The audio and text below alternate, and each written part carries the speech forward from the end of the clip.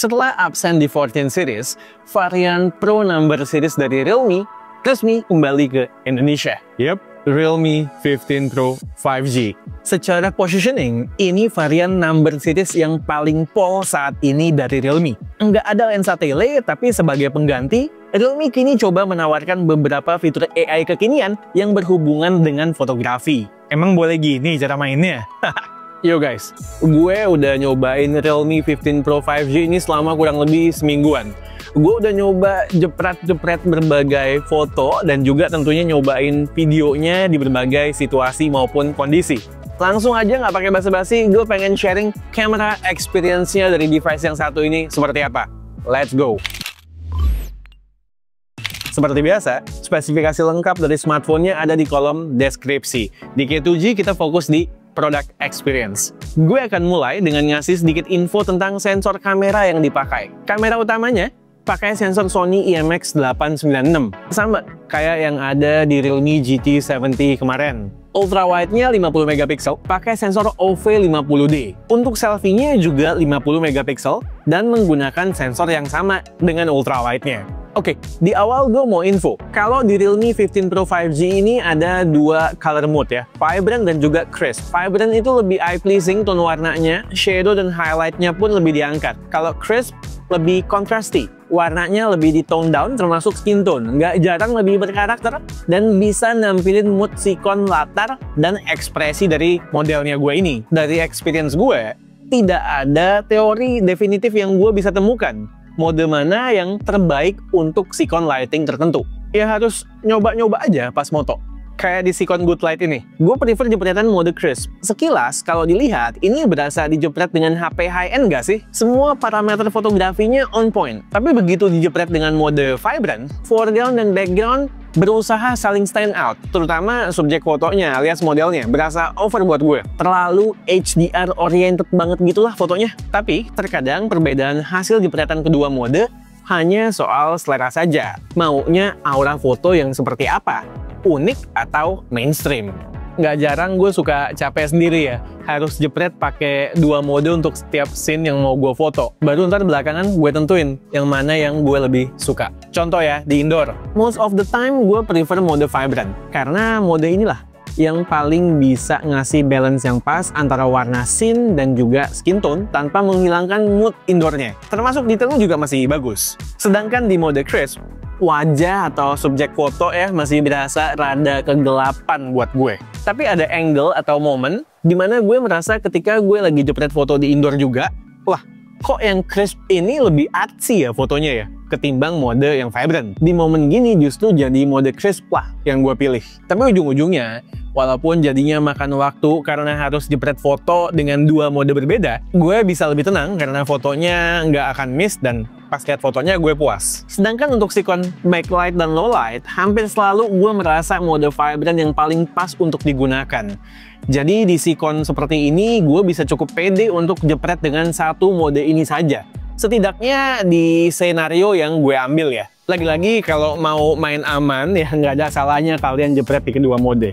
Lalu sebenarnya kalau kalian mau coba main EV juga bisa. Kalau misalnya males gonta-ganti mode. Soal detail, iya di Sikon Lowlight tentu akan ada penurunan tapi masih di tahap yang sangat acceptable dan di sisi lain parameter foto lainnya masih terjaga dengan sangat baik menurut gue. Sekedar info, ini gue jepret foto di Sikon Outdoor yang masih ada sumber cahaya lampu taman tungsten begitu. Oke ya, kedepannya gue nggak akan bahas soal mode warna, gue akan pick yang gue suka aja, yang penting gue udah share experience gue. Nah, Realme 15 Pro 5G kan tidak punya lensa tele. Lantas, foto portraitnya seperti apa? Sebenarnya tadi gue udah sempat preview tipis-tipis ya untuk foto portrait 2X-nya.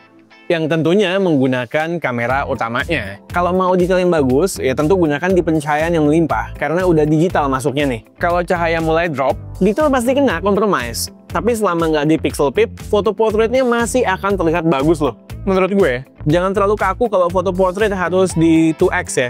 Karena nggak jarang di focal length defaultnya juga kita bisa dapetin angle-angle yang menarik ketimbang angle yang selalu padat. Kalau kerapihan dari bokehnya, tentu tergantung sama apa yang kita foto. Poin terkait 2X yang gue sampaikan apply juga ke foto 2X normal non-portrait ya. Itu aja buat main camera, gue kasih nih beberapa sampel foto lagi. Enjoy!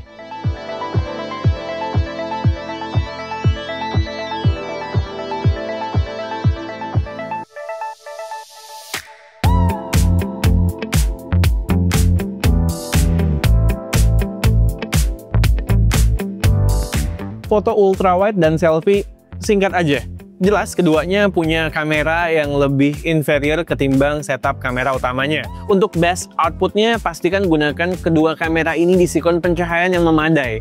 Yang gue appreciate, resolusinya sama gedenya kayak main kameranya. Lalu processingnya juga termasuk bagus.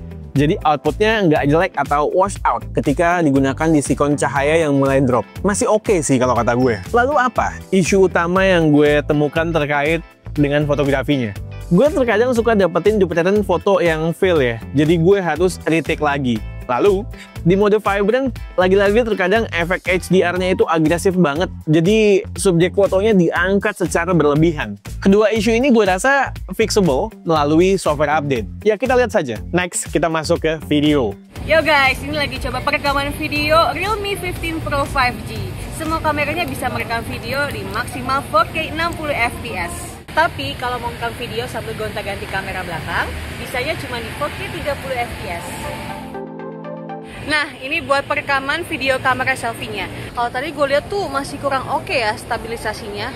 Footage-nya tuh masih berasa jitter. Nah, kalau kalian mau footage-nya lebih stabil, kalian bisa aktifin mode ultra steady-nya. Tapi emang FOV-nya tuh lebih sempit. Oke, valid ya semua yang disampaikan sama Iren tadi. Dan gue ada tambahan hal-hal yang positif nih mengenai video.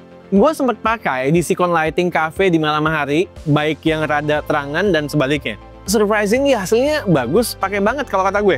Jujur gue nggak expect sebagus itu output videonya. Noise pasti ada kalau di Pixel Pip, tapi in general gue nggak ada komplain. Apalagi kalau ngelihatnya di layar HP doang ya. Kalau udah di outdoor ya mainnya deket-deket lampu aja kalau videoan. Nggak usah sok lagi make HP flagship.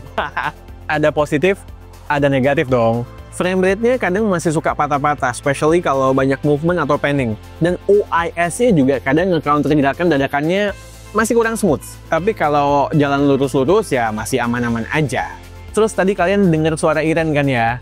Itu audionya gue rasa suara dia masih rada nyampur sama suara di sekitar. Nah, semua soal video ini gue nggak tahu ya, fixable atau tidak. Lagi-lagi kita lihat saja. Terakhir, tadi di awal gue bilang Realme coba menggantikan lensa tele dengan berbagai AI features. Di antaranya, kita bisa play around dengan beberapa fitur AI yang bisa bikin foto makin fun, kayak AI Party Mode yang bisa nambahin aksen seru di foto kita, atau AI Magic Glow yang bisa manfaatin dual flash di belakang dan filter untuk dapetin mood atau suasana yang berbeda dari aslinya. Lalu ada AI Edit Genie yang memungkinkan kita untuk edit foto via voice prompt. Tentunya untuk memanfaatkan berbagai fitur editing di aplikasi Photos Realme. Ini sepertinya perdana deh di segmen ini. Bahkan di kelas di atasnya juga banyak yang belum punya. Handy menurut gue. Tapi emang outputnya dalam beberapa sikon cenderung merubah karakter processing bawaan fotonya dan resolusinya drop. Dan hasilnya nggak selalu perfect ya. Well, itu aja yang sempat gue coba. Sebenarnya masih ada lagi yang lainnya. Kalau mau ulasan yang mendalam mengenai overall smartphone-nya, kalian bisa cek video-video teman-teman yang lain. Gue yakin mereka mereviewnya dengan oke. Oke, Realme 15 Pro 5G. Selamat datang kembali varian Pro number seriesnya Realme ke Indonesia. Smartphone yang satu ini sebenarnya diklaim sebagai sebuah smartphone yang all-rounder, bukan yang kamera sentris. Tapi dari experience gue, hasil kameranya ini termasuk bagus dan reliable. Gue pribadi cukup surprise melihat hasil kameranya. Terlepas tentunya ada beberapa catatan dari gue ya, kayak harus pinter-pinter milih mode warna yang digunakan saat kita mau foto. Dan juga masih ada beberapa area yang masih harus diperbaiki baik dari sisi fotografi dan videografi melalui software update. Fitur-fitur AI fotografinya ya fun to use, tapi menurut gue akan lebih wah kalau lensa telenya tidak dihilangkan. Ya udah, intinya kita tunggu aja, kita lihat hal baru apa yang akan dikasih Realme ke depannya. Oke, sekian aja video dari gue kali ini. Gue Satish and this is G2G. Tunggu atas reaction kami yang berikutnya. Bye guys.